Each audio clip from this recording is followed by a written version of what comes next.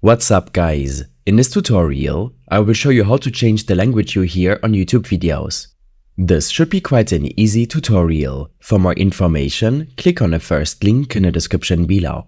First, open up your browser of choice and head over to youtube.com.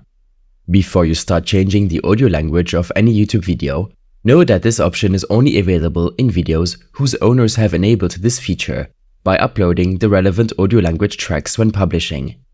However, it is also likely that they may also incorporate the tracks at a later date if this is currently not available.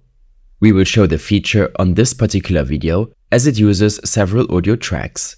Once the video is loaded, click the gear icon to open a drop-down menu and select the Audio Tracks option.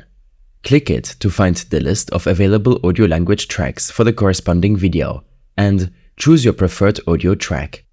After you select your audio track, the video will start buffering from its current position, but continue in the selected audio language of your choice. These steps and more information will be available in my extensive guide linked in the description below. I hope this helped you out. Leave a comment if you have any questions and see you in the next one.